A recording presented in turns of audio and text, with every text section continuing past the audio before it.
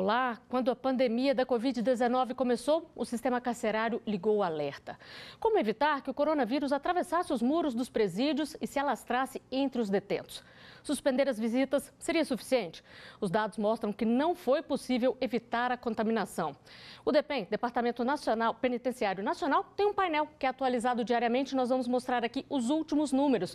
Olha só, já são 1.902 pessoas com coronavírus, sendo que dessas 1.146 se recuperaram, mas foram registrados 47 óbitos.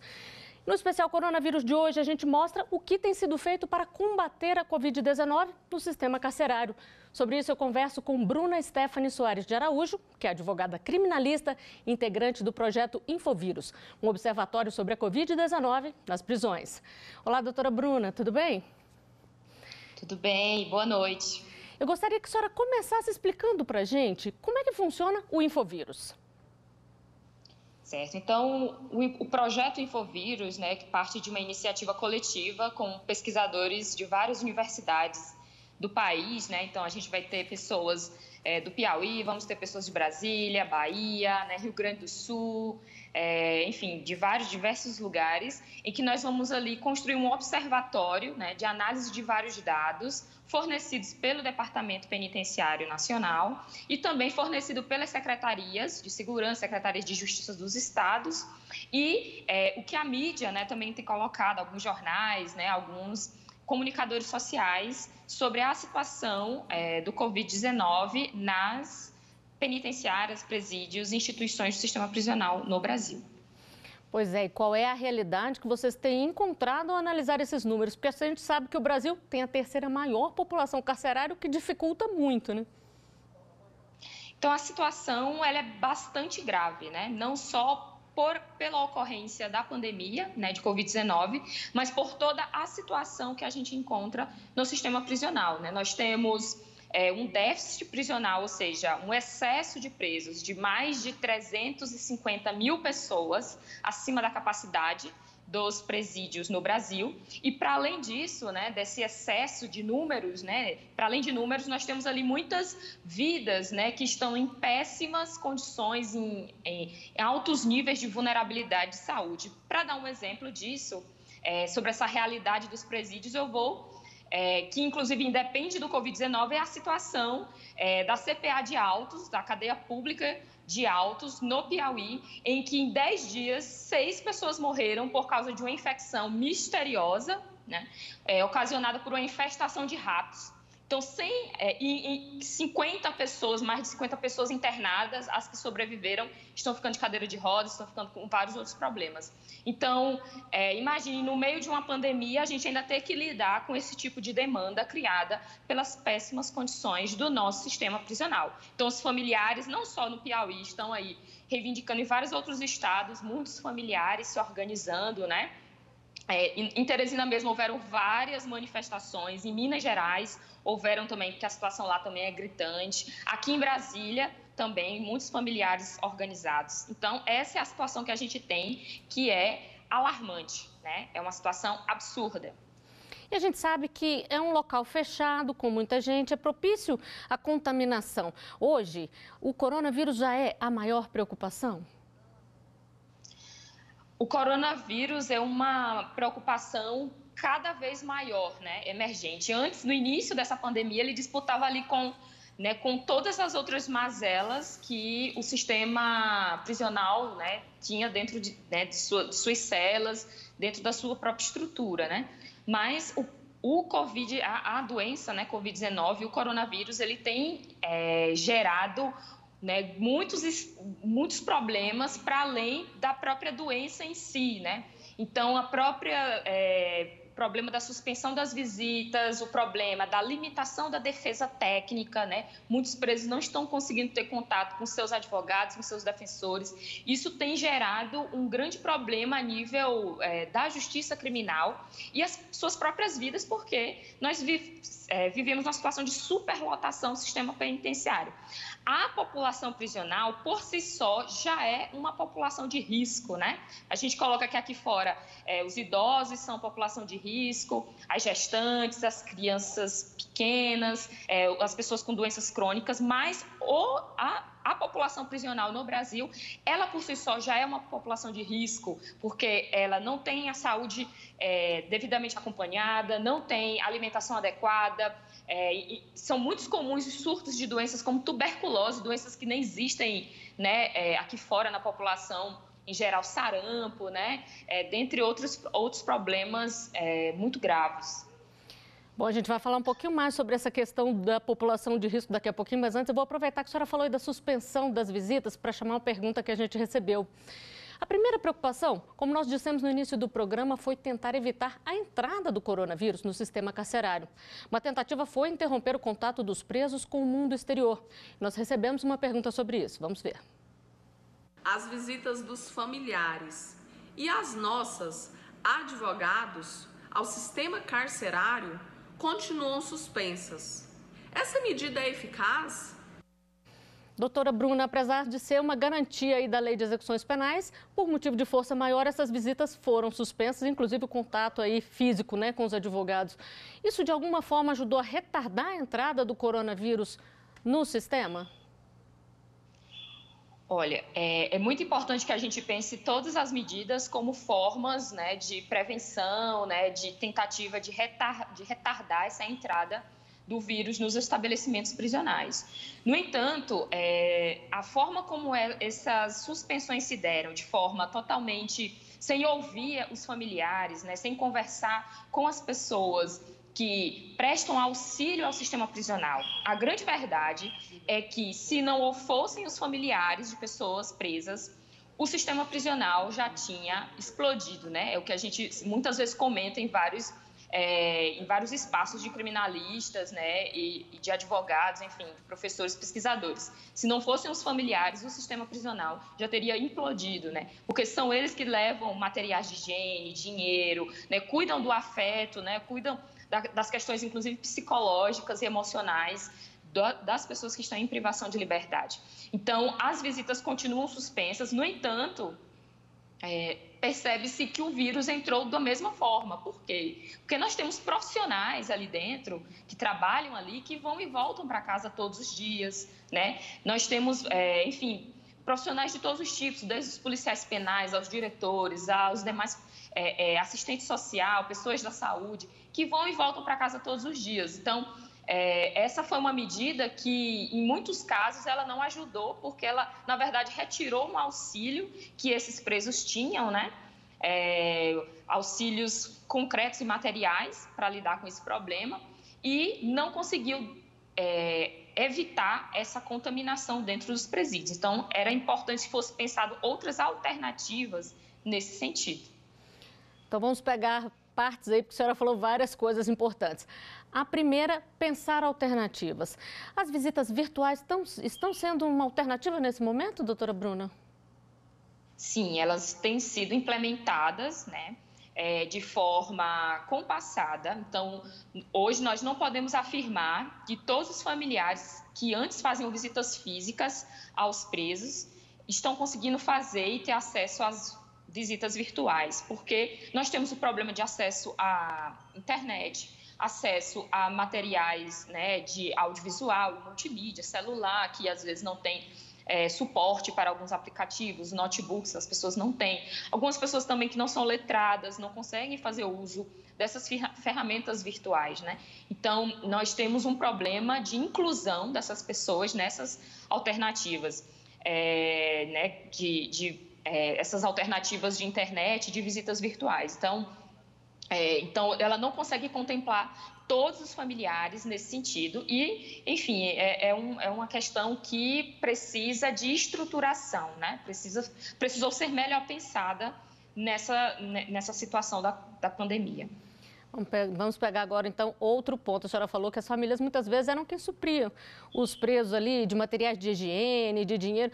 Elas continuam conseguindo mandar esse material quando o preso precisa, ou isso também foi interrompido? Olha, isso foi interrompido por um bom tempo durante a pandemia. Agora, nesse último mês, nessas últimas semanas, os sistemas prisionais estaduais tem organizado listas e alguns prazos e algumas datas para que essas famílias consigam, enfim, levar, né, transportar esses alimentos, enfim, materiais de limpeza para os presos, né, que estão ali naquele lugar. A questão da atenção também, a gente sabe que suspensão de visitas em presídios sempre gera problemas. Nesse momento, o que vocês têm visto ao buscar informações? Está sob controle ou tem muitos locais que isso já está sendo um problema grave?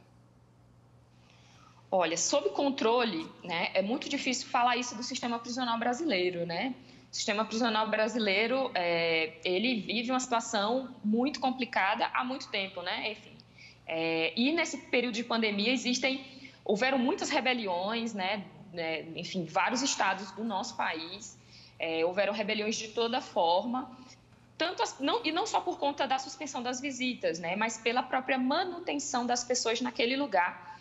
Mesmo, por exemplo, havendo uma recomendação, a recomendação número 62 do CNJ, que saiu no mês de março, orientando, né, os juízes de execução penal, né, os tribunais de justiça, a concederem a prisão domiciliar ou outras medidas cautelares para que pessoas em condição de risco dentro de prisões pudessem sair daquele lugar, né, e evitar, por exemplo, um risco de vida para elas.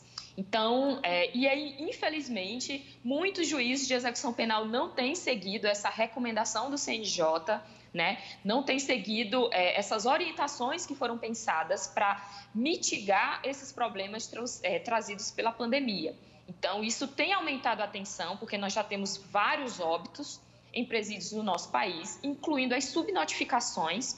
Então, a gente testou menos de 5% da população carcerária brasileira. Então, nós não temos uma noção real do tamanho do problema, né? Então, por exemplo, no painel do DEPEN, traz que nós temos cerca de quase 670 infecções por Covid na Papuda, que é o sistema prisional aqui do DF. Mas se você for pegar os dados das secretarias, se você for pegar, inclusive, o que está no G1 e outros veículos de comunicação, os dados são muito maiores, né? Então essa defasagem de informação, esse desencontro, e levando à adoção de poucas medidas de contenção, se você não tem noção do problema, você não vai agir, né, para mitigar esse problema. Você não sabe como lidar com esse problema. Então, isso tem ampliado, né, a tensão dentro dos presídios. Vamos falar agora, então, de uma parte da população que também está sofrendo com todo esse problema no sistema carcerário, que são as pessoas que trabalham nele. E a curva de contaminação também tem crescido entre esses profissionais. O que tem sido feito nesse sentido, doutora Bruna? Olha, é bem lamentável a situação que os profissionais, né, do sistema prisional brasileiro têm passado, né? Então, por exemplo, trazendo um dado objetivo, no Distrito Federal existem quase 300 policiais penais infectados com Covid, né? Em outros estados nós temos, por exemplo, na Paraíba, nós temos mais de 100 policiais penais afastados com sintomas. Em São Paulo nós temos centenas também. Então, essa é uma situação, inclusive inédita, né, para o sistema prisional e que mostra que essa superlotação, essas condições de altíssima vulnerabilidade, essa super precarização das vidas que estão naqueles presídios, elas também afetam as outras pessoas, né, como, por exemplo, profissionais, né, da justiça, né, profissionais ali do sistema prisional. Isso para a gente entender que os presídios, as penitenciárias, não estão em outro planeta ou em outro lugar, em outra dimensão. Elas ocupam os mesmos lugares que nós, né? Então, por exemplo, se tem 100 pessoas com Covid-19 em estado grave dentro de uma prisão, por causa da superlotação, da baixa imunidade das pessoas lá, elas vão ocupar UTIs aqui, né? Aqui fora, né? Vão ocupar hospitais públicos aqui fora. Então, esse é um problema de saúde pública, né? Então, quando a gente pensa, alguns dias atrás houve inclusive manifestações de policiais penais, no DF um morreu, nós temos casos de diretor de presídio morto por Covid-19 no Maranhão, diretor de presídio morto por Covid-19 na Paraíba também. Então, é uma situação bastante grave. Bom, a gente está falando do problema, vamos falar um pouquinho também das medidas que têm sido tomadas para tentar minimizar isso aí. E nós temos aqui uma portaria 14 do Ministério da Justiça que no dia 6 de maio regulamentou o uso obrigatório de máscaras em todos os espaços de penitenciárias federais por servidores, colaboradores, terceirizados, advogados, autoridades, enfim, qualquer pessoa que tenha acesso. Isso tem sido cumprido, isso tem se mostrado eficaz de alguma forma, porque a gente sabe que aqui fora a recomendação é: use máscara e use máscara. E lá dentro? Olha, tem sido cumprido. Eu não pude acompanhar a dinâmica interna de vários estabelecimentos prisionais, inclusive porque as visitas de advogados, né, e de familiares, enfim, estão suspensas. Então, qualquer tipo de assessoria interna lá dentro, a gente não tem conseguido fazer.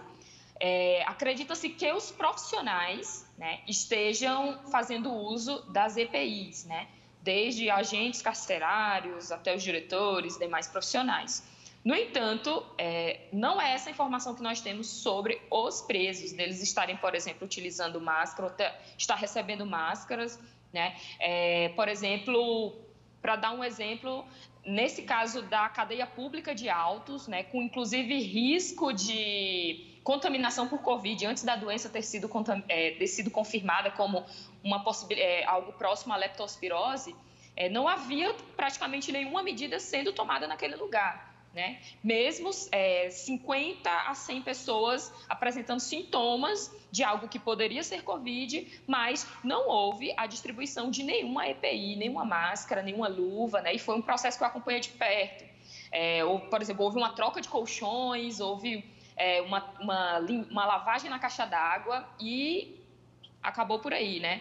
Foram feitos vídeos, mas infelizmente nós não podemos confirmar essa informação de que as pessoas em situação de privação de liberdade estão recebendo todos os EPIs que elas necessitam e nem mesmo, por exemplo, a gente não sabe se há o desafogamento de celas, né? Até porque não há vagas. Vão colocar onde as pessoas, né? Então, é uma gestão muito complicada nesse momento. E o que é feito a partir desse levantamento que vocês realizam no Infovírus? Esses números são enviados para algum local, ajudam na formulação de políticas aí para tentar mudar um pouquinho que seja essa situação? Sim, né? Então, o Infovírus tem como um dos objetivos trabalhar com essas informações. Então, acho que o nosso primeiro objetivo é a ampliação do debate público, né, sobre esse descortinamento da situação prisional em meio à pandemia. Nós não podemos esquecer dessa população de risco, que é a população prisional, que está em situação de vulnerabilidade. Então, trazer esses elementos para o debate público, para as redes sociais, para os jornais, para as mídias, já é um primeiro passo muito importante, né? Porque geralmente são demandas esquecidas, são pautas que ficam sempre em terceiro, quarto plano. Então, a ampliação do debate público e também a estruturação e a formulação de políticas públicas, né, de pressão junto às instituições responsáveis por essa situação. Então, pensar as várias dimensões que são articuladas na situação prisional, né? Então, a situação dos familiares, a situação de pessoas com doenças crônicas, pessoas idosas, mulheres. Então, a situação de muitas mulheres que continuam presas ainda, né, no sistema prisional brasileiro, mesmo com diversas orientações, tanto do STF quanto do CNJ, para que essas mulheres saiam, mulheres gestantes, lactantes, que continuam mesmo assim na pandemia. Então, como que a gente pensa todas essas nuances, essas perspectivas? Então, é por isso que há necessidade do trabalho de pesquisadores, né? Às vezes, quando a gente fala de pesquisa, a gente só lembra das ciências exatas, das ciências biológicas, né? Das ciências tecnológicas, que são imprescindíveis, mas a gente esquece que nas ciências humanas é onde também nós iremos pensar essas diversas abordagens de problemas sociais que a gente enfrenta. Então, enquanto tem gente fabricando a vacina para o Covid, existem outros pesquisadores de outras áreas pensando como que a gente aprimora essa situação social, né? Como que a gente pensa a atuação das instituições que têm poder de mudar a realidade nessa situação. Então, o trabalho do Infovírus, né, consiste exatamente na reunião dessas informações e na formulação de políticas públicas junto às instituições competentes, para que a gente possa aí estar incidindo de forma positiva e amenizando essa situação que é o sistema prisional, né? Sabendo que, na verdade, a gente precisa travar um debate muito além do que o da simples reforma ou melhoria do sistema prisional brasileiro. Bom, a senhora citou aí uma parte da população carcerária que sofre um risco ainda maior. Nós recebemos uma pergunta sobre isso. Vamos aqui ver mais uma dúvida enviada para a nossa produção. Dentro dos presídios também tem pessoas de risco, como idosos, gestantes e doentes crônicos. Eu gostaria de saber se essas pessoas estão recebendo algum tratamento diferenciado. Doutora Bruna, tem alguma informação sobre isso? Olha, em março, o Conselho Nacional de Justiça elaborou a resolução número 62, que orientou todos os juízes criminais de execução penal, né, e TJs a concederem a prisão domiciliar para esse grupo, né, grupo de pessoas de risco, entendendo exatamente da responsabilidade do Estado em resguardar a integridade física e psicológica, enfim, das pessoas que estão no cárcere. No entanto, nós temos a pouca adesão de juízes e de tribunais de justiça a essa medida. Então, muitas vezes isso tem ficado a cargo da própria direção prisional, da gestão prisional, no que tange a, por exemplo, separar essas pessoas, colocar em outras celas, enfim, colocar essas pessoas em outro pavilhão, deixar um pavilhão só com pessoas presas de risco, em situação de risco, né? Porém, nós sabemos que essa é uma medida que apenas, se ela não retarda, ela é inútil, né? Porque nós já temos vários casos de pessoas, inclusive idosas, que faleceram por conta da pandemia, né, dentro do presídio. Nós já temos aí vários casos de pessoas em situação de risco que perderam sua vida pela não adoção e por essa sanha, né, pelo punitivismo, né, pela necessidade de uma punição que a gente sabe que não ressocializa, não restaura, não provoca efeitos positivos para a nossa sociedade. Então, é preciso que a gente possa debater aonde que nós vamos parar com isso, né? Pois é, e se uma pessoa ela desenvolve algum tipo de sintoma ali, existe uma estrutura para colocar em isolamento essa pessoa que está com suspeita do coronavírus? Eu vou dar só um exemplo do que aconteceu aqui na Papuda, né, no Distrito Federal.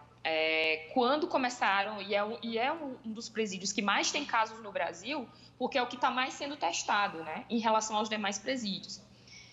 Quando explodiram os números de casos aqui, foram criados alguns pavilhões, né, com 400 vagas para colocar essas pessoas. No entanto, nós só hoje, por exemplo, o dado que a gente tem a partir das secretarias e de algumas mídias, nós já temos um dado de quase 900 pessoas contaminadas, né, por Covid-19 só aqui no Distrito Federal. E isso porque não estão testando todo mundo.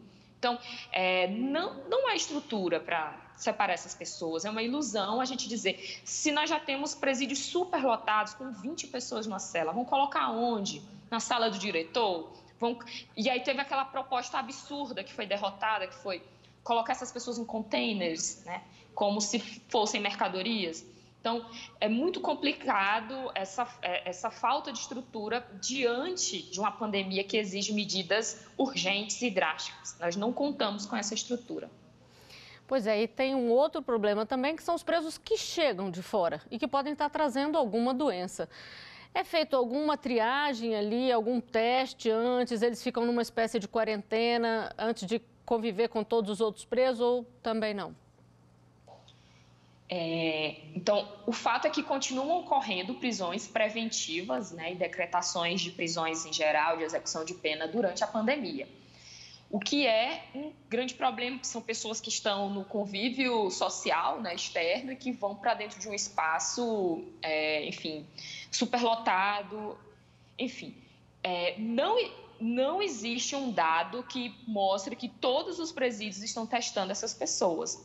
Não tenho como dizer para você que todos os estados do Brasil estão fazendo isso. Muitas secretarias de segurança pública têm medido temperatura, né, verificado sintomas nessa situação da entrada de novos presos, mas nós não temos a documentação disso, nós não temos registro dessa situação, né? Então fica difícil a gente controlar, né? Saber se de fato está acontecendo. Esperamos que sim, porque é o mínimo que deveria ser feito em meio a uma pandemia. E 47 presos já faleceram vítimas do coronavírus. Nós temos uma pergunta sobre isso, vamos ver. Quando um preso morre por contaminação com o coronavírus dentro do presídio, qual a responsabilidade do Estado? Doutora Bruna, saúde é dever do Estado. Nesse caso, como é que fica? Sim, não só a saúde é dever do Estado, mas quando alguém está sob a custódia do Estado durante o cumprimento de uma pena ou uma prisão preventiva, por exemplo, o Estado é responsável pela manutenção da integridade física, né, desta pessoa, né, da sua vida, como um dever específico do Estado.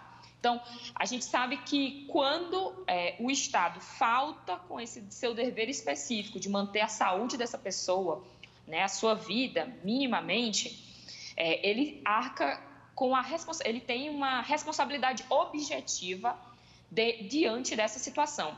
Então, não vai interessar em que termos aquela pessoa faleceu, só se tiver sido um caso completamente alheio à situação da prisão. Vamos supor, um avião caiu dentro daquele presídio, mas se não for um caso extraordinário, completamente alheio à administração do presídio, nós temos uma responsabilidade objetiva do Estado e ele deverá indenizar, né, aquele familiar, né, aquela pessoa que dependia, por exemplo, daquele preso, né, daquela pessoa encarcerada, inclusive com danos morais, né, a previsão de danos morais para essa situação. Então, é uma ação de natureza civil em que, por exemplo, a pessoa que passa por uma situação dessa, ela deve procurar imediatamente um advogado ou a Defensoria Pública para que ela possa ir atrás dos seus direitos, exatamente por essa questão do dever específico do Estado, inclusive com omissões, né? Então, por exemplo, se ele deixa de fornecer uma alimentação adequada e aquela pessoa morre por inanição ou morre por outro motivo, e inclusive nesses casos de Covid-19, quando, principalmente quando a pessoa é um grupo de risco e quando há recomendações do CNJ orientando que aquela pessoa ela possa ir para uma prisão domiciliar. Bom, doutora Bruna, infelizmente o nosso tempo chegou ao final. Eu tinha mais perguntas, mas fica para uma próxima vez. Muito obrigada pela participação aqui conosco. Eu agradeço pelo espaço, né, e que nós possamos aí continuar essa discussão, esse debate público sobre o que é o sistema prisional no Brasil, né? Obrigada. Boa noite. Eu agradeço também a sua companhia. O especial Coronavírus de hoje fica por aqui. Se cuide, se puder, fique em casa. Até o próximo programa. Tchau.